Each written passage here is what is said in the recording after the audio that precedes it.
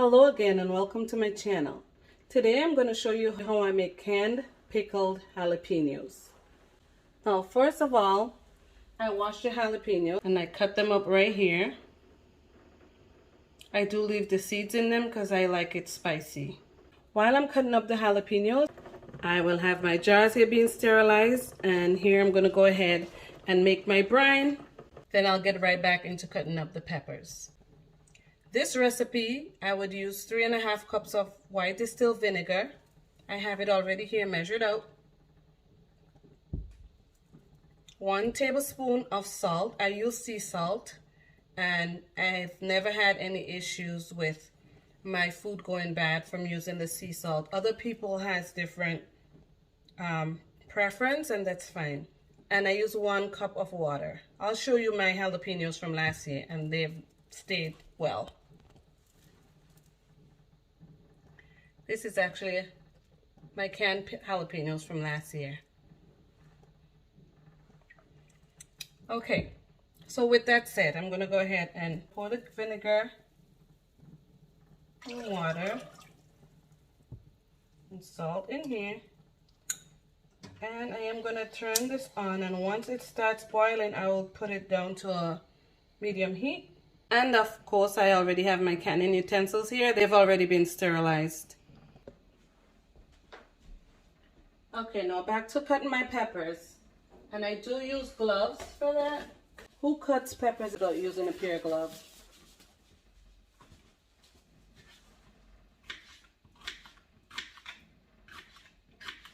Jars are going to be all ready for when my brine is done, and I'm going to get back to you once I'm done cutting up these peppers and I'm ready to put the peppers in. You can in your peppers. If you see this, you can toss it or just not use this pepper at all to can, because you don't want your whole batch to go bad. And that's because I guess there was an insect that got into the pepper somehow, whether it's from flower stage or poked its way in there, and you don't want to put that in your jars. Okay, so my jars are already sterilized. My brine is ready to go. My peppers are already cut, and so I'm going to go ahead and I'm going to start jarring the peppers. Put my gloves on so that doesn't get on my hand, because I do not want to touch my eyes or anything else with my spicy hands. Okay. As usual, I already have my jar tool. So I'm going to remove the jars from the hot water, and I'm going to get to canning. And these jars are only 1/2 pint size. I also have these fresh picked grape leaves that I got off my vine, and I'm using the grape leaves in the jars because it contains tannin and it keeps your pickled food fresh. See right here, this is from last year. I don't know if you can see the grape leaf in here, but my canned jalapenos from last year is doing well. I'm always having some of it. I actually have a can in the fridge now that I'm using. And so I am going to I already washed these, and so I'm going to put 1 of these. You want to make sure you get the younger leaves and that it's not diseased or anything. And so I'm going to put that in the jar. Like this. The jar is hot, so I'm going to be real quick. And then I'm going to scoop the peppers in. And I'm just going to do the first one to demonstrate. And here I am using a plastic scoop or a measuring cup.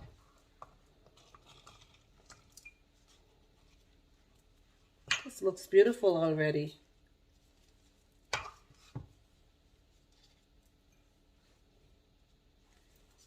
So I'm just going to fill them all in, and I'll show you what it looks like when I'm done. I'm just so used to canning quick, like just doing it so fast. So I got to remember that I'm actually making a video.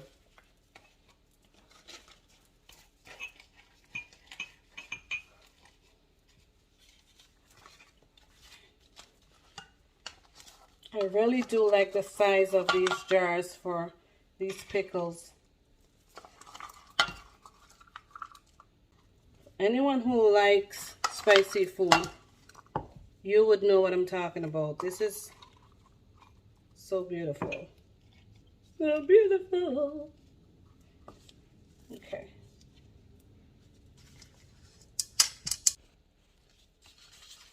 Okay, and I'm gonna fill in the final jar. Oops. Almost forgot to put my grape leaf in. This is a small batch of jalapenos that I'm canning, and I'm actually gonna have 6 half pints here. And I'll show you also how I can a small batch without using an actual quote-unquote hot water bath canner. Okay, now, as you can see here, the brine is still on a low fire, and so is the water in the pot at the back right there. And that's the water that I actually sterilized in. And so I'm going to use that same pot and that same water to can my jalapenos. All right, I'm going to now ladle the brine in plastics, because now this mixture here, the brine, is actually acidic and you don't want to use any metals in there. So I am going to use this ladle, this plastic ladle, and this plastic funnel to ladle the brine in.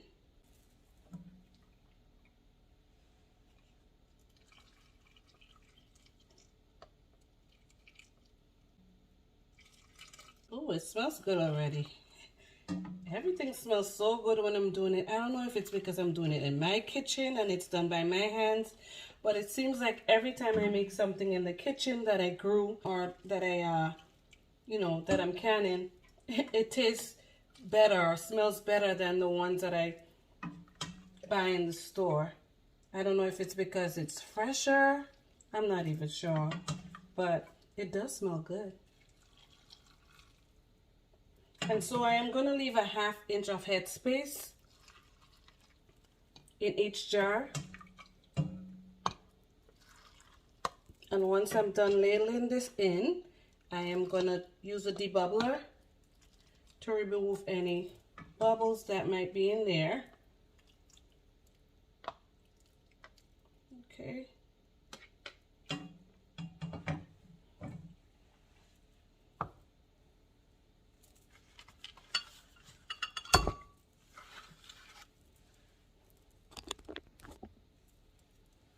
So I'm just going to stick the debubbler against the walls of the jar. And so that way any bubbles that are present will come up to the top and bubble away. I'm going to do that to each and every one of these jars.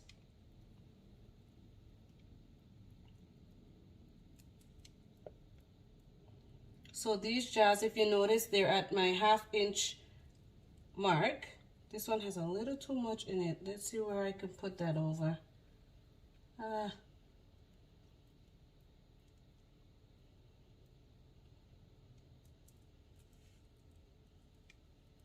can put it right in here. Oopsies. This one was missing a few pieces. And so this is what it's gonna look like. Okay, next I have here some distilled white vinegar, and I am gonna use this to sterilize the rim of every jar.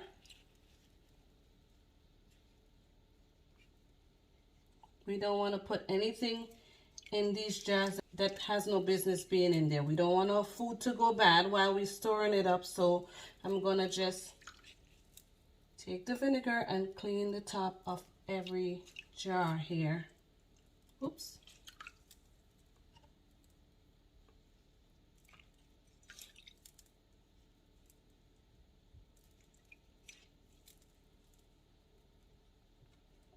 All All right, so it's only 6 jars. And then I am going to get the lids and the rings.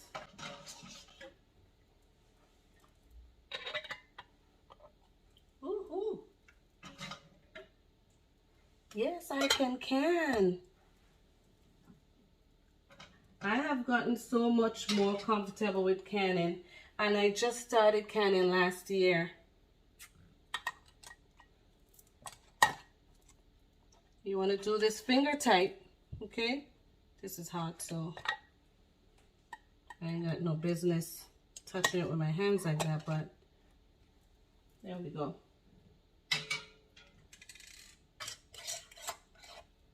Finger tight.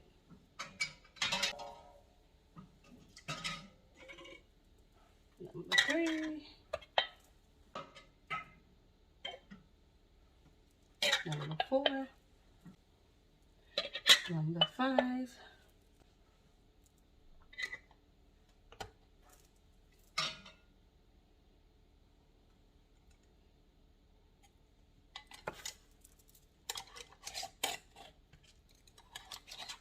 Finger tight.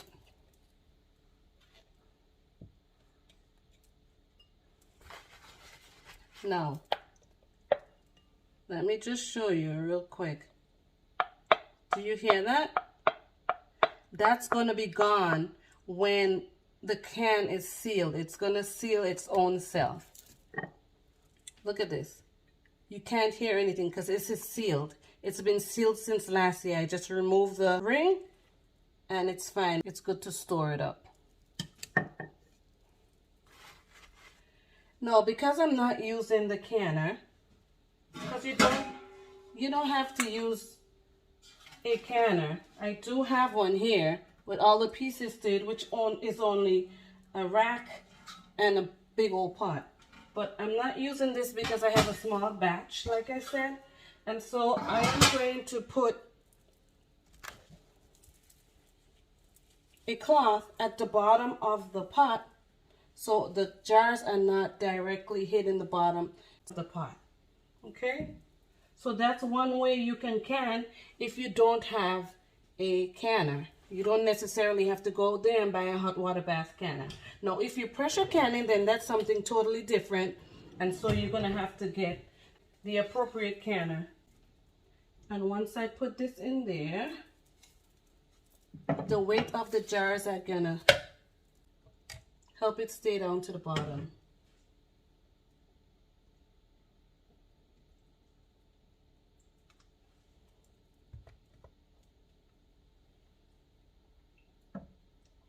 And you want to make sure that all your cans are covered with the water.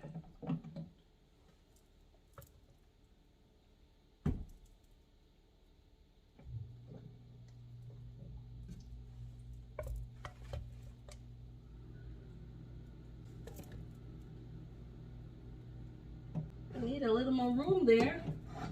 Oopsies.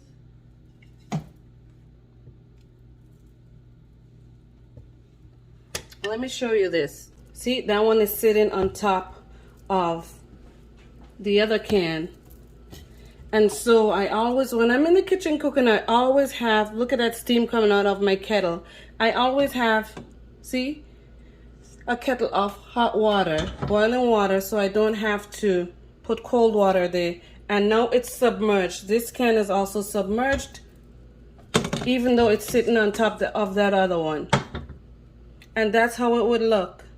These jars are actually sitting on the towel, so they're not directly sitting at the bottom of the pot. And so I'm just going to cover this, turn the fire up, because it's been on low. Right? And once that starts to boil, I would count 10 minutes from that point, and then my canning is over. And then I'm done canning. I just uncover the pot, remove the jars from the pot, and sit it right here on my little Grenada towel. Hey, Grenada. But yeah, I'll just sit it right here on this towel, and I'll let it cool off. and later on I'll just remove the rings and I'll just store it tomorrow. But look at this. It's a good jar of canned jalapenos from last year, grape leaf and all. So if you haven't tried canning, try it. It tastes so good. It tastes better when you do it in your kitchen. Okay, so my canning is on the way, and so I just want to encourage people who have not canned before to try it at least. If you're a gardener, if you're a homesteader, there is a lot you can do with your produce because it's going to go to waste, and you have to figure out a way to be able to preserve your produce. And so I have canned peppers before, different peppers. These are sweet peppers I canned last year, and I do it in different ways. If you notice, there's a garlic in here. If you're not certain how to go about doing it, do your research and find what works for you. If you make a mistake, don't give up, because I've made mistakes before. This is new. Canning is really new to me, but it's so good that I'm able to preserve my food and do something with all that food that I produce in my garden.